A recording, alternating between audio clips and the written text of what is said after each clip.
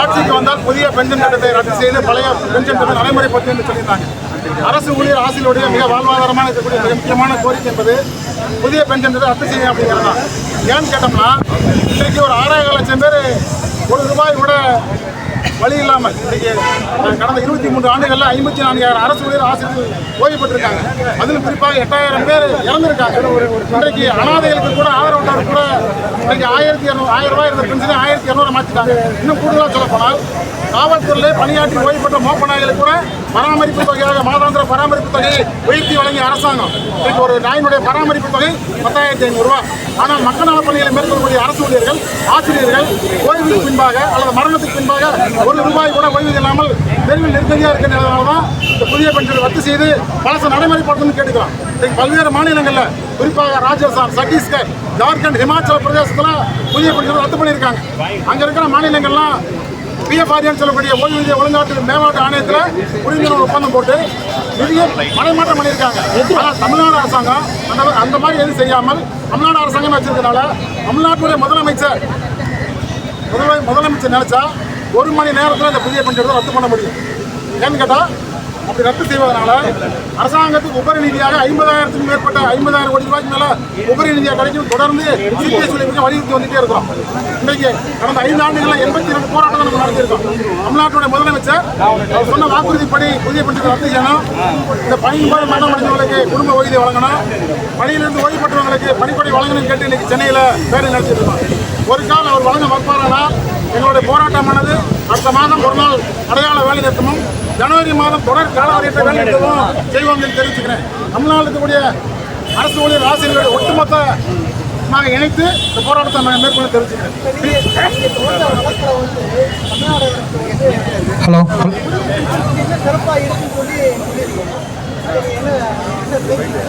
அப்பட்டமான தவறான ஒரு விஷயம் சார். நீங்கள் ஒரு திட்டத்தை நடைமுறைப்படுத்தும் போது இந்த திட்டத்தை நடைமுறைப்படுத்தினாலும் இத்தனை கோடி ரூபாய் செலவுன்னு சொல்லணும்.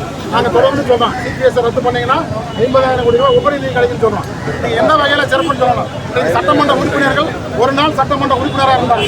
கடந்த 2014 அவங்களுடைய பென்ஷன் 12,000 ரூபாய். இந்த 10 ஆண்டுகளில் 300% உயர்வுங்கிறது சட்டமன்ற உறுப்பினருக்கு உயர்த்தி கொடுத்துருக்காங்க. ஒரு நாள் சட்டமன்ற உறுப்பினராக 35,000 பென்ஷனை சேர்த்துருக்காங்க. இன்னைக்கு எங்களுக்கு திட்டம் நல்ல திட்டம்னா சட்டமன்ற உறுப்பினர் மட்டும் இல்லை, நாடாளுமன்ற உறுப்பினர்கள், அமைச்சர்கள், முதலமைச்சர் உள்ளிட்ட கவர்னர் உள்ளிட்ட அனைவருக்கும் புதிய பென்ஷன் நடைமுறைப்படுத்த அதுதான் சரியா இருக்கும். நீங்க அவர் சொல்ற வாதம்ங்கிறது மிக தவறான வாதம். இந்த நிதியை என்ன நோக்கத்துக்காக பிடிச்சிங்க? சிபிஎஸ் சொல்லக்கூடிய பென்ஷன் என்ன மாதாந்திரமாகவோ அல்லது குறிப்பிட்ட காலமுறை இடைவெளியில் ஒரு குறிப்பிட்ட தொகையை தொடர்ந்து வழங்குறதுக்குள்ள பென்ஷன். இது எங்க பென்ஷன் தராங்க? இது சிபிஎஸ்ங்கிற சொல்லக்கூடிய சீட்டிங் பென்ஷன் ஸ்கீமா.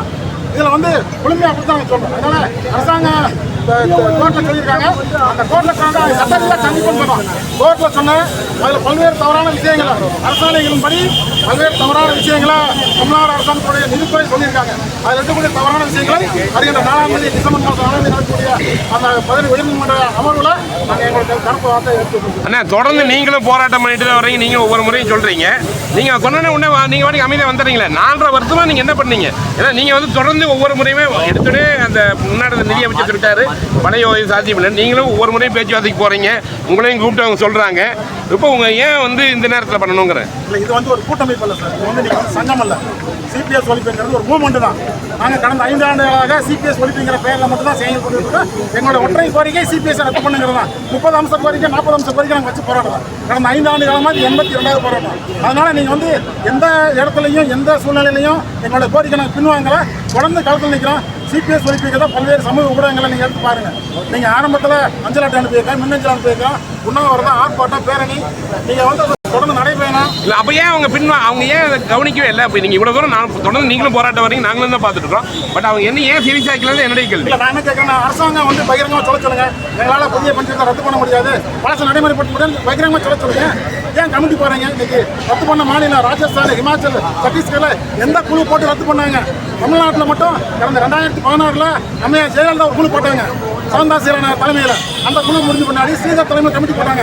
2017 அன்னைக்கு எடப்பாடி பழனிசாமி முதலமைச்சர்கிட்ட அறிக்கை கொடுத்து இன்று வரை பொது வழியில் அந்த அறிக்கையை வெளியிடலை.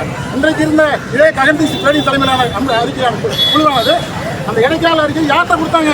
ஏன் சொல்ல மாட்டேங்கிறீங்க? அந்த இடைக்கால அறிக்கையை உங்களுக்கு தைரியம் இருந்தால் பகிரங்கமாக வெளியிடுங்க. உங்க அடுத்த கட்ட நடவடிக்கை என்னன்னா சார் ஒரு நாள் அடுத்த மாதம் டிசம்பர் மாதம் ஒரு நாள் அடையாள வேலை இருக்குது சார். ஜனவரியிலிருந்து காலவரத்தை வேலையை நடத்துவோம் சார்.